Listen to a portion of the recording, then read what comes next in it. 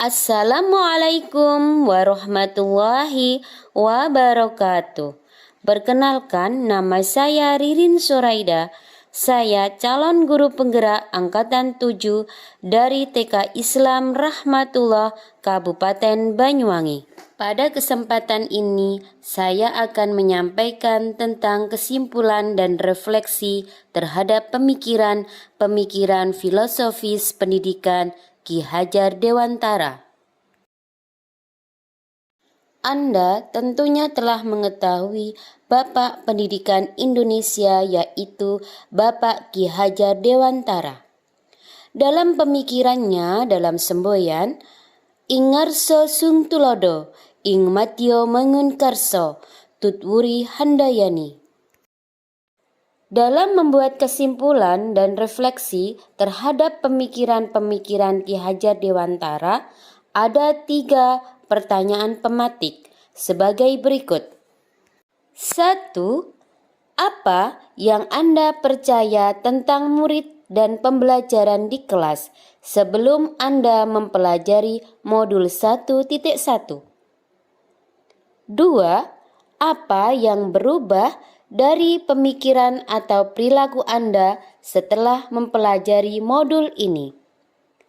3. Apa yang dapat segera Anda terapkan lebih baik agar kelas Anda mencerminkan pemikiran Ki Hajar Dewantara? Jawab pertanyaan pematik nomor 1. Apa yang Anda percaya tentang murid dan pembelajaran di kelas sebelum Anda mempelajari modul 1.1?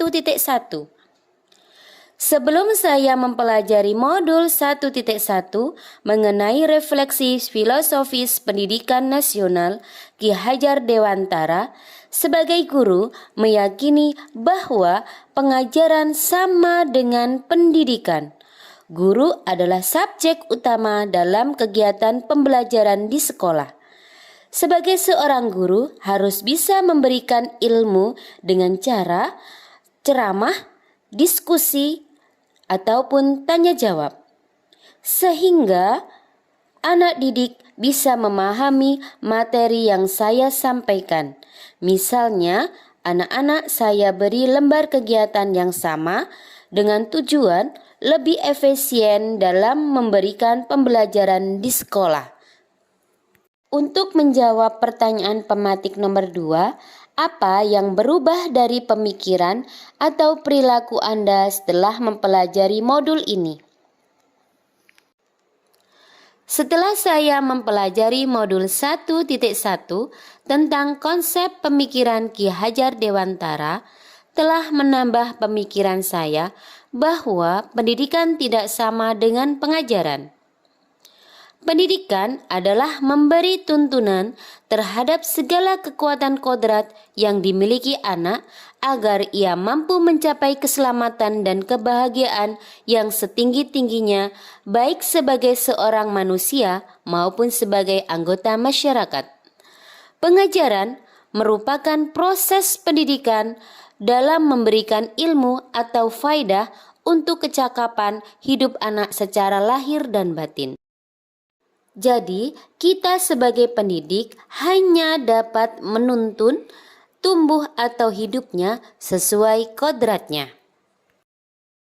Sebagai pendidik merupakan tempat persemaian benih-benih kebudayaan dalam masyarakat, ibarat diri kita sebagai petani dan anak-anak sebagai benih.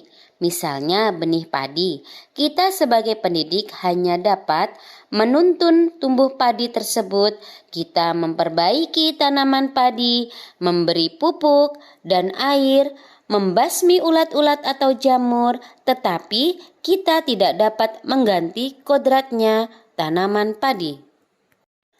Tujuan pendidikan adalah menuntun segala kodrat yang ada pada anak agar mereka mencapai keselamatan dan kebahagiaan yang setinggi-tingginya baik secara manusia maupun sebagai anggota masyarakat. Jadi, sebagai pendidik, kita hanya dapat menuntun tumbuh atau hidupnya sesuai kodrat yang ada pada anak. Dalam proses menuntun, anak diberi kebebasan, kita sebagai pamong dalam memberikan tuntunan dan arahan agar anak tidak kehilangan arah yang dapat membahayakan dirinya dan anak dapat menemukan kemerdekaan belajar. Menurut Ki Hajar Dewantara, pendidikan pertama didapat anak dari keluarga. Beliau menjelaskan tempat yang utama dalam melatih pendidikan sosial dan karakter baik bagi seorang anak adalah keluarga. Keluarga merupakan tempat persemaian pendidikan yang sempurna bagi anak melatih kecerdasan budi pekerti. Keluarga juga merupakan sebuah ekosistem kecil untuk mempersiapkan hidup anak dalam bermasyarakat dibandingkan dengan institusi pendidikan yang lain. Oleh sebab itu, peran orang tua sebagai guru, penuntun, dan pemberi teladan menjadi hal yang penting dalam pertumbuhan karakter baik anak. Menjadi orang tua di sekolah untuk mendidik anak menjadi anak yang mempunyai budi pekerti yang baik. Pendidik berharap anak-anak kita bisa menjadi tumbuh memiliki adab dan budi pekerti. Dalam pertanyaan pematik nomor 3, apa yang dapat segera Anda terapkan lebih baik agar kelas Anda mencerminkan pemikiran Ki Hajar Dewantara? Yang bisa saya terapkan di kelas yang mencerminkan pemikiran Ki Hajar Dewantara adalah sebagai berikut. 1. Saya akan meyakinkan diri saya bahwa setiap anak mempunyai bakat dan minat sendiri-sendiri. Saya akan berusaha sekuat tenaga untuk mampu mengarahkan anak didik saya sesuai bakat dan minatnya sendiri. Yang kedua, pembelajaran terhadap anak dilaksanakan dengan cara bermain, supaya anak dapat mengerjakan kegiatan dengan senang hati, tanpa ada paksaan.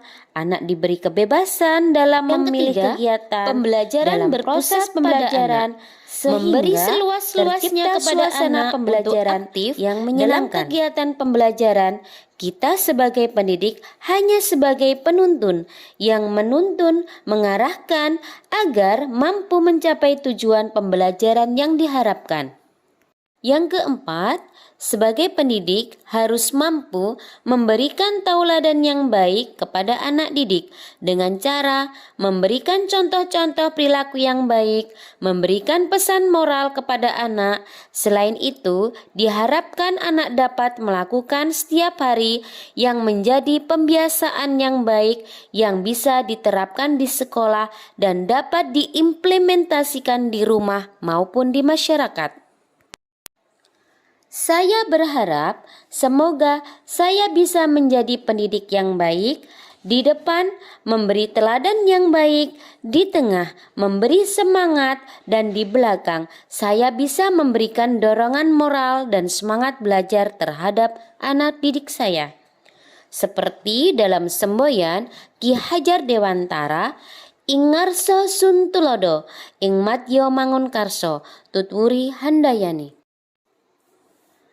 Demikian kesimpulan dan refleksi terhadap pemikiran-pemikiran Ki Hajar Dewantara.